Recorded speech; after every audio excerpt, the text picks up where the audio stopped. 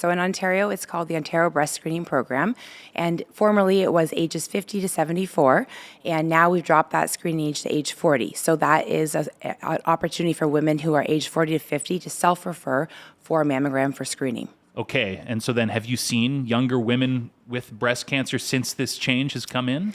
I think that we are seeing, in general, we're seeing younger women. I think that we're still, because that program was just implemented in the fall, we're starting to see the effects of that, but it's not, I think we're going to actually be seeing that more in the next few years, to be honest with you. But we're starting to see that early signs, but that will carry through into the next few years probably. Okay, so then do we think, or is it possible to answer the question, is it more young people getting cancer, or are we better at screening? You know, that sort of chicken and egg thing. Yes. I think it's sometimes hard to determine from the statistics, and even years, like we look at trends in different studies and things like that. Sometimes it is hard to determine that.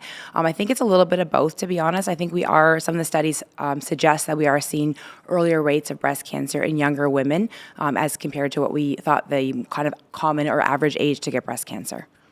When it comes to breast cancer, how important is it to find it early? Yeah, early detection is very important. So finding it at an early stage leads to better outcomes. So that can be improved survival rates, can mean less treatment. So the early detection is very important. Are there any other positive outcomes that come with earlier screening and detection?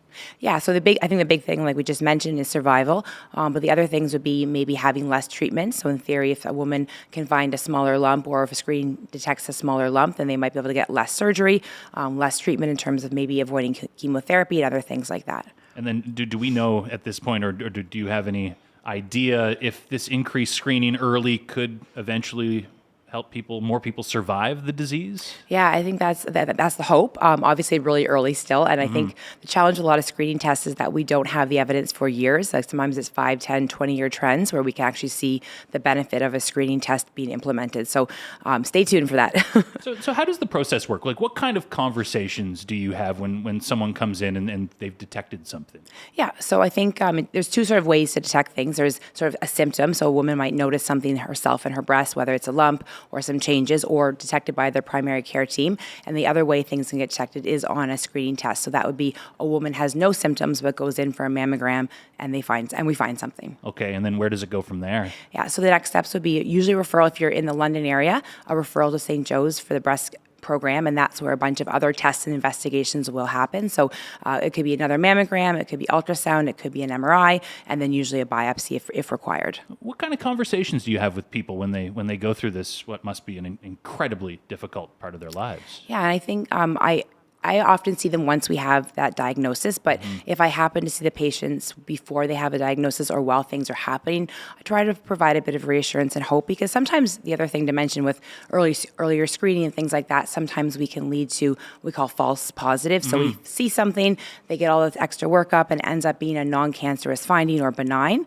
And so that in itself is really stressful for women, but then even when we find cancer, again, helping that woman through that journey and trying to provide some hope is I think a big part of my job as well. Yeah, so once you get the diagnosis and you know you have breast cancer, what should people know about how good we are at treating it now? Yeah, I think it's obviously we still hear really sad stories of women who don't have the same outcomes, but breast cancer has really good treatments these days, and we have really good outcomes for patients. So I think there's a lot of hope with breast cancer.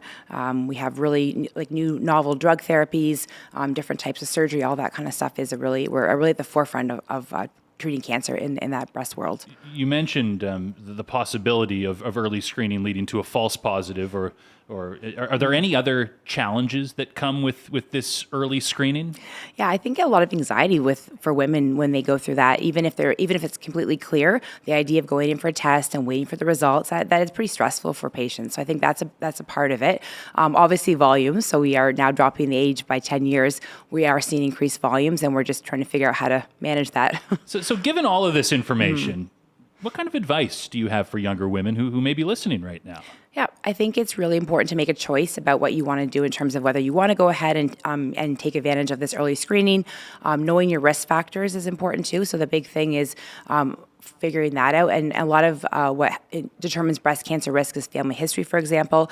And actually, the Cancer Care Ontario website is very helpful. There's lots of good information you can read on there. There's actually a little quiz. You can fill in your own personal information and determine your general risk of breast cancer. So those are sorts of things I recommend to women to start with. And there's a lot of good information on that website. So big picture, how are you feeling about the state of things right now? I feel overall positive. I think in general we have to maintain that for sure. Hey, it's so great to have you. Thanks for coming in. Thank you so much for having me, Andrew.